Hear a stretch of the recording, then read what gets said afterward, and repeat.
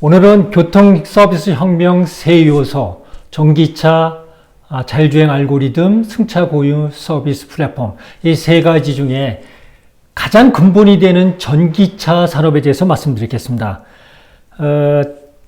전기차를 얘기할 때는 이제 테슬라를 얘기할 수밖에 없고요. 테슬라가 왜 중요하냐는 지난주에 말씀드렸듯이 단순히 자동차가 전기를 사용한 모터를 돌리는 내연기관에서 전기를 사용하는 에너지 형태의 변화가 아니라 테슬라의 전기차는 도로를 달리는 컴퓨터이자 인터넷이다. 기존의 자동차나 기존의 전기차는 자동차인데 인터넷도 된다. 이 개념을 말씀드리는데요. 이 개념을 갖고 오늘 전기차 산업에 대해서 또 왜 테슬라가 그 중심에 있어야 되는지를 살펴보도록 하겠습니다. 테슬라가 중요하다는 것은요. 실적을 살펴보면 압니다. 실적과 시장 가치. 그죠? 테슬라가 2017년에 보급형인 그 전에 모델 S나 모델 X는 1억 원이 넘는, 그죠? 비싼 거는 1억 5천만 원까지 가는 아주 비싼 자동차이기 때문에 일반 사람들은 구입하기가 어렵죠. 그러니까 보급형이 아니기 때문에 그럴 경우는 이제 자동차 산업의 혁신을 가져올 수가 없죠. 그래서 이제 모델 3 5천만 원에서 6천만 원 정도 거기다 이제 보조금은 정부 보조금을 받으면은 5천만 원 이내에 살 수 있는 이런 웬만하면 살 수 있는 이런 보급형 모델을 2017년에 본격적으로 생산하겠다고 발표를 했고요. 그리고 첫 주문을 받았죠. 온라인으로. 그리고 전 세계에서 50만 대를 선주문함으로써 세상을 놀래겠죠. 그러면서 이제 2017년부터 지난 3년간은 과연 테슬라가 그 50만 대 생산을 맞추느냐, 못 맞추느냐, 이거에 대해서 긍정적으로 보는 사람과 부정적으로 보는 사람들의 거의 다툼이었습니다. 그래서 이제 그때 2018년에 그 시장 가치와 실적을 보면은요, 그래도 부정적인 사람도 많았지만 긍정적인 사람들이 많았구나를 볼 수 있습니다. 테슬라의 2018년 매출 23조 7천억 원입니다. 그죠? 그러면 세계 최대 자동차 회사 GM은요, 161조 7천억 원입니다. 그죠? 7, 8배 많죠? 영업이익도요, 이때 테슬라가 재작년 말에, 처음으로 흑자를 내기 시작했으니까요.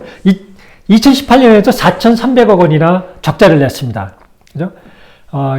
GM은 9조 원이나 흑자를 냈습니다. 이 숫자를 보면 이해가 안 가죠. 그런데 시장 가치는 어떻게 테슬라가 56조 7천억 원이고요. GM이 51조 5천억 원. 2018년에 테슬라가 GM의 시장 가치를 넘어섰거든요. 이런 일이 벌어지냐 이거죠. 현대기아차도 뭐 매출이나 영업이익 이런 거 보고서는 GM에 거의 비슷하죠. 그런데 시장 가치는 32조 원. 요즘 많이 올랐습니다. 올해는 54조 원까지. 정의선 체제가 들어오면서 전기차의 방향을 바꾸면서 시장 가치가 많이 올랐죠. 이만큼 전기차는 자동차 산업에 아주 중요한 요소입니다. 테슬라가 이렇게 된 이유는 아까 말씀드린 도로를 달리는 컴퓨터이자 인터넷인 전기차를 만들었기 때문입니다. 그래서 작년 2월 12일에 161조 원을 달성했고요. GM은 56조 원이었습니다. 그죠? 오히려 3배나 많은, 그죠?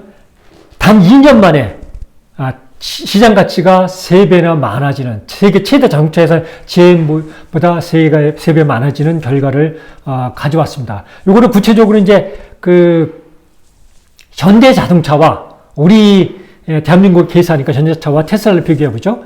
시가총액, 이거 올 초를 기준으로 한 겁니다. 시가총액은 테슬라가 923조 원입니다. 현대차는 54조 원이고요. 그죠?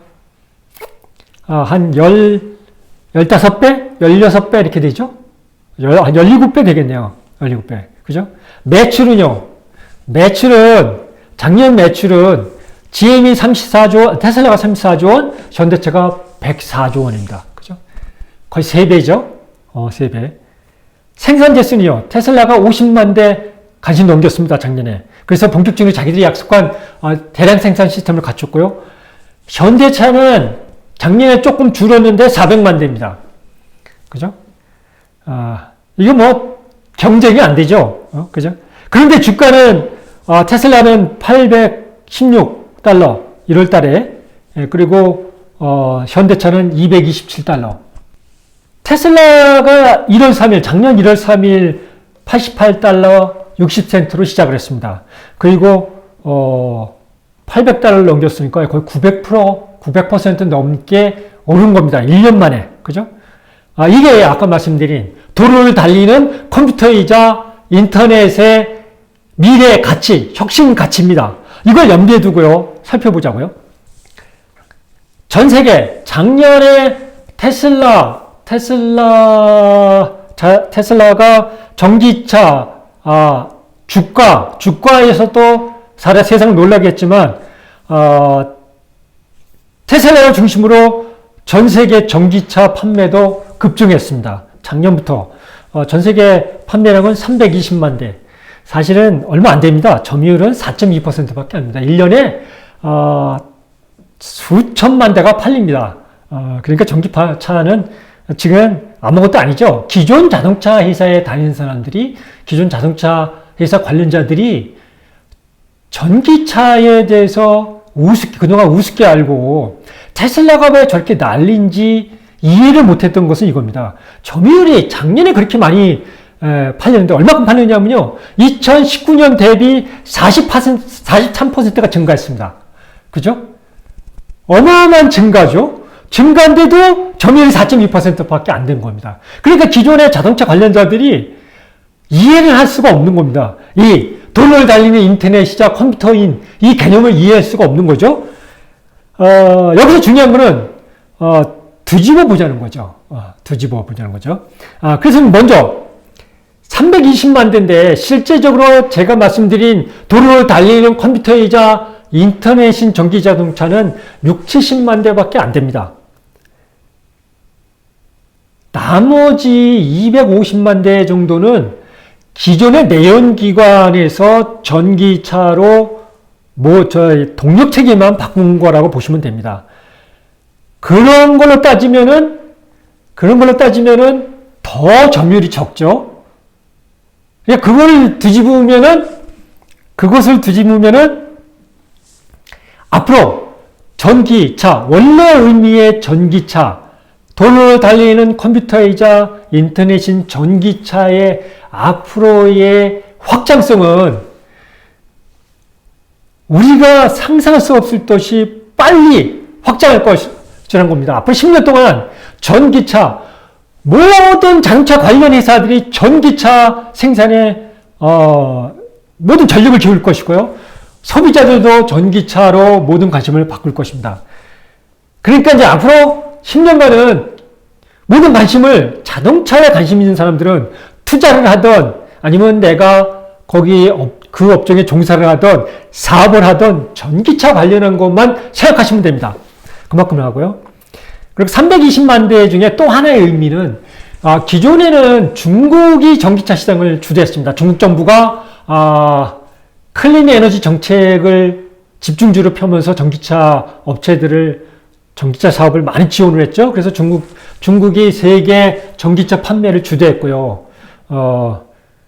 그런데 작년에 드디어 유럽이 전기차 판매에서 중국을 추월했습니다. 그래서 유럽이 140만 대, 중국이 130만 대. 이 의미는요, 앞으로 유럽이 전기차 회사들의 각축장이 될 것이랍니다. 이미 테슬라가 들어가서 주도권을 잡기 시작했고요. 여기에 중국 업체들이 들어가기 시작했습니다. 그리고 전통적인 유럽의 폭스바겐이라든가 BMW, 벤츠 같은 회사들이 또 자사 모델을 내놓기 시작했고요. 그래서 유럽은 앞으로 전기차 향방을 좌우하는데 주요한 나침판이 될 것입니다. 그래서 어느 회사가 유럽에서 주도권을 잡냐를 보시면은 미래의 가치를 볼 수 있을 겁니다.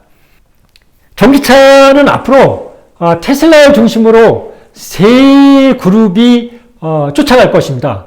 아마 테슬라는 앞으로 50만 대를 달성했기 때문에 테슬라의 관건은 이 세 그룹을 제치고 얼마나 주도해서 나가느냐는 양산 체제를 그대로 확대해 갈 수 있냐입니다.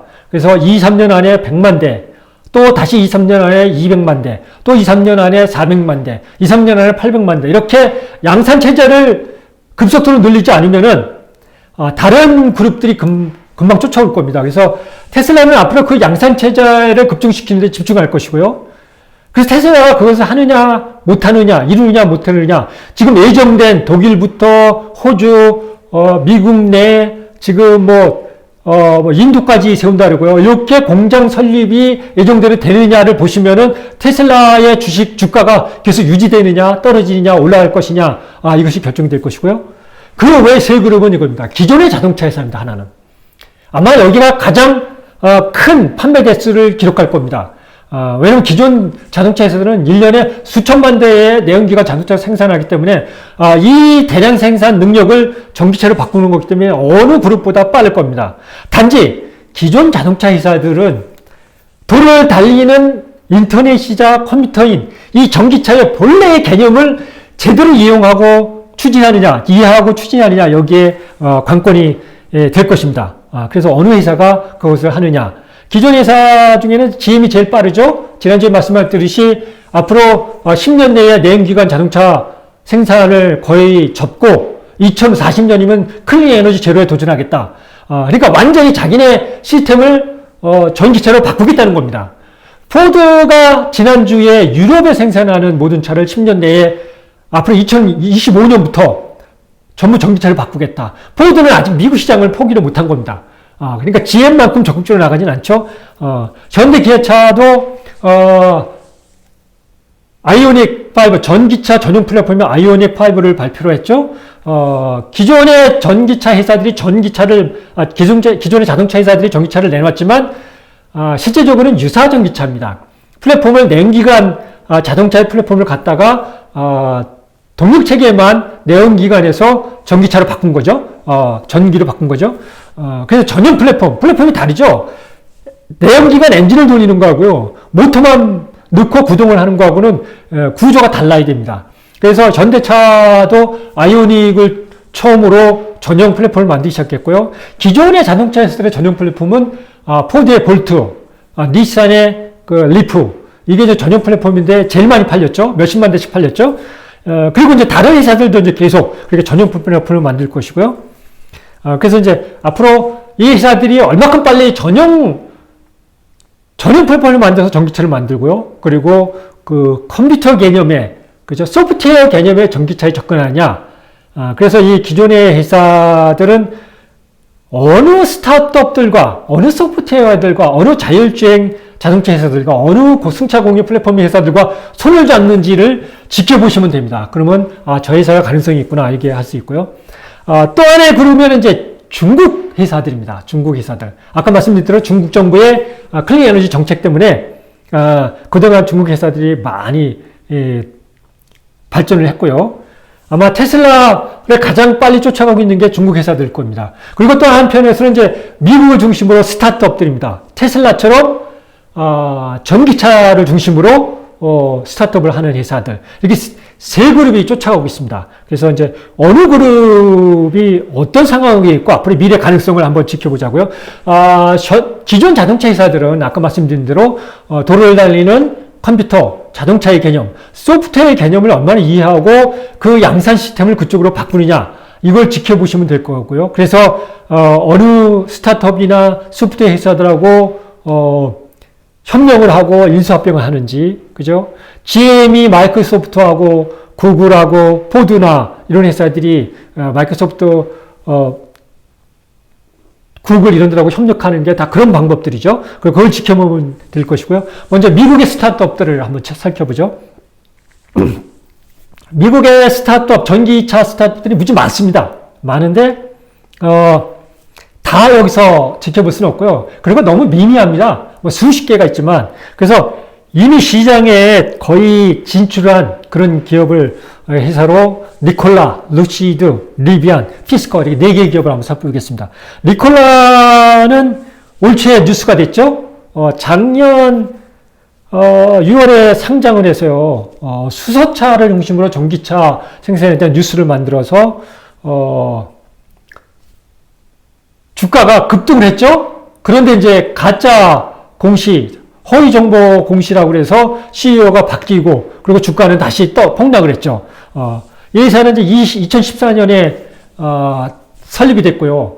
내년에 양산차를 만들겠다고 선언을 했습니다. 그러니까 내년에, 첫 번째 자동차가 판매가 되는지, 그리고 이게 판매 대수를 얼마나 빨리 늘려가는지를 보면 될 거고요. 현재 기업 가치는 9조 원입니다. 아직 걸음마 단계죠. 그러면 이제 가장 지금 앞서가 있는 건 루시드라는 자동차 회사입니다. 이 회사는 원래 자동차 관련, 내연기관 회사죠. 자동차 관련 사업을 하다가 2007년에 설립됐죠. 2016년에 전기차 중심으로 바꿨습니다. 테슬라에서 탑 엔지니어, 그러니까 엔지니어 수장이죠. 하다가 온 피터 롤링슨이라는 사람이 CEO를 맡으면서 전기차로 바꾸고 있고요. 그리고 올해 상반기 안에 판매를 하겠다고 선언을 했습니다. 그래서 이걸 보면 될 거고요. 그리고 지금 뉴스는, 미국에서 가장 큰 뉴스는 루시드가 처치 헬이라는 스펙 회사, 미국의 작년부터 스펙, 그러니까 스페셜 퍼포스 애퀴지션 컴퍼니라고 해서 배지 회사를 세우고 상장을 합니다. 그리고 거기에 자금을 모아서 미래 혁신성이 있는 신생 기업들을 인수합병을 해서 우회 상장을 하는 방법이죠. 이게 이제 무지 유행인데 어마어마하게 유행했죠. 리콜라도 그렇게 상장을 했죠. 그래서 처치라는 그 스펙 회사하고 합병을 한다. 근데 두 회사는 지금 아직 인정도 안 하고 부정도 안 하고 있습니다. 그래서 이 회사하고 합병을 하는지. 예. 그래서 원래 이제 베팅을 좋아하는 사람들은 처치리를 주식을 사죠. 이건 합병하고 5대5니까 나는 합병하는 걸 보겠다. 아닌 사람들은 뭐 그거는 이제 개인 투자자의 판단이고요. 그래서 앞으로 이제 한두 달 내에는 처치힐과 루시드가 합병하는지 이걸 보시면 되고요. 합병한다는 거는, 그래서 상장을 한다는 것은 안정권에 들어가는 겁니다. 왜냐하면 자금이 확보가 되잖아요. 자금이 확보가 되면 공장을 세우고 양산 체제를 갖추기가 쉽습니다. 그래서 합병을 해서 자금을 얻으면 일단 쉽게는 망하지 않는다고 보시면 됩니다. 단지 언제 양산 체제를 갖추냐, 이것만 보시면 될 거고요. 그리고 리비안이라는 회사는 왜 사람들의 관심을 받냐면은 아마존하고 포드가 지원을 합니다. 이 회사가 주로 트럭, 미니 SUV, 뭐 이런 SUV나 트럭, 이렇게 물류를 담당하는 전기차를 개발하고 있거든요. 그래서 이제 아마존 물류를 해야 되죠. 그리고 포드가 이 픽업 트럭이 장기잖아요. 그래서 아마존 포드가 지원을 하기 때문에 리비안이 미국의 투자자들한테 많이 관심을 갖습니다. 그래서 작년 9월에 여기도 스펙 회사를 통해서 상장을 했고요. 지금 기업 가치는 30조 원입니다. 루시드하고 거의 비슷하죠. 리콜라가 9조 원이니까 루시드나 리비안은 이미 안정권에 들어갔다고 보시면 됩니다. 그리고 이 회사는 이제 설립도 2009년에 됐으니까 벌써 10년이 넘었습니다. 그리고 올해 안에 판매를 하겠다. 그러니까 올해 판매가 제대로 되는지 예정대로, 그리고 내년에 몇 대를 판매하는지 이걸 관찰하면 리비안이 앞으로 가능성이 있는지 없는지 알 수 있을 겁니다. 그리고 피스커라는 회사가 있습니다. 이 회사는 원래 2003년인가 4년에 세워진 오래된 회사입니다. 내연기관차, 자동차 관련 회사인데 이 회사를 중국에 팔고 이 설립자가 2016년에 전기차 회사를 미국에 다시 설립했습니다. 그래서 피스커 인코퍼레이션, 이 전기차 미국 스타트업이고요. 피스커 오토모티브, 그러니까 피스커 자동차 회사는 중국 회사입니다. 그러니까 헷갈리니까 구분을 잘 하셔야 됩니다. 그러니까 이 회사도 작년 10월에 기업 공개를 했고요. 근데 기업 가치는 5.5조 원밖에 안 됩니다. 그러니까 이제 시작이죠. 시작이고 내년에 판매할 거라고 지금 선포를 했습니다. 그래서 이 네 회사는 과연 올해 내년에 진짜 판매에 들어가는지, 그리고 판매 대수를 얼마큼 빨리 늘려가는지를 관찰하시면은 앞으로 투자나 이런 데 여기 많이 도움이 될 겁니다. 다음 중국 회사들입니다. 중국 회사들은 중국의 스타트업보다는 실적이 많죠. 사실 설립도 그렇게 오래되지 않았습니다. 니오가 2014년, 샤오팽이 2014년, 리오터가 2016년. 그죠? 비아디는 원래 자동차 내연기관 관련 회사입니다. 배터리도 만들고, 그 부품도 만들고, 그런데, 그래서 2003년에 세워졌으니까 오래됐죠? 그런데 최근에 이제 전기차, 특히 전기버스를 만드는 회사이기 때문에, 여기도, 지금 각광을 받고 있는 회사죠. 제일 앞서가 있는 건 니오 차입니다. 니오는 원래 이제 테슬라 모델을 따랐습니다. 그래서 니오, E7 뭐 이런 차들이 테슬라의 처음에 모델 S나 스포츠카처럼 고성능의 비싼 차였죠. 이걸로 이제 시작해서 양산차로 이제 확대가는 테슬라 모델을 그대로 따르고 있고요. 2014년에 생겼는데 이미 시가총액이 95조 원이고요. 주가도 50불대에 있습니다. 그죠? 종업원 수가 4,000명이고요. 그리고 작년에 43,000대를 팔았으니까 지금 테슬라의 2007년 정도에 있다고 보시면 됩니다. 2007년 정도. 그리고 샤오팽은 2014년에 똑같이 설립됐고요. 여기도 작년에 27,000대 팔았고요. 그리고 시가총액이 34조 원, 한 40불대 주가가 되어 있고요. 니오보다는 조금 밑에 있죠. 그리고 리오토도 작년에 32,000대를 팔았고요. 여기는 2016년에 설립이 됐는데 빠르게 성장하고 있죠. 그리고 주가는 30불대에 머물러 있고요. 비아디는 아까 말씀드린 2003년에 설립됐지만 전기차를 시작한 지 얼마 안 되고요. 그리고 비공개 상장이 되어 있습니다. 그래서 시총은 알 수가 없고요. 그래서 주가는 비공개 거래로 한 30불대에서 거래되고 있습니다. 비아디는 이제 전기버스에 특화되어 있고요. 그래서 작년부터 유럽에, 그러니까 중국 시내의 대부분의 전기버스는 비아디가, 주도를 하고 있고요. 그것을 발판으로 이제 작년부터 유럽에 진출하기 시작했죠. 남미에도 진출하고요. 그래서 이 네 회사가, 중국 차들은 중국을 기반으로 성장했기 때문에, 중국을 넘어서지 못하면은, 중국 시장에 머무릅니다. 그래서 이 중국의 회사들은, 특히 유럽의 전기차에 각출량이 됐기 때문에 유럽에서 얼마큼 발판을 마련하는지 이걸 지켜보시면서 매년 유럽에 몇 대를 판매했고 어느 나라에 진출했는지 이거를 지켜보시면은 어느 회사가 가능성이 있는지 알 수 있습니다. 전기차는 이렇고요. 전기차에서 가장 중요한 게 배터리죠. 배터리는 일단 성능입니다. density라고 하는데 영어로요. 밀집도를 얼마큼 높이느냐. 한 번 충전으로 몇 킬로를 가느냐. 그죠? 그리고 안정성. 그죠?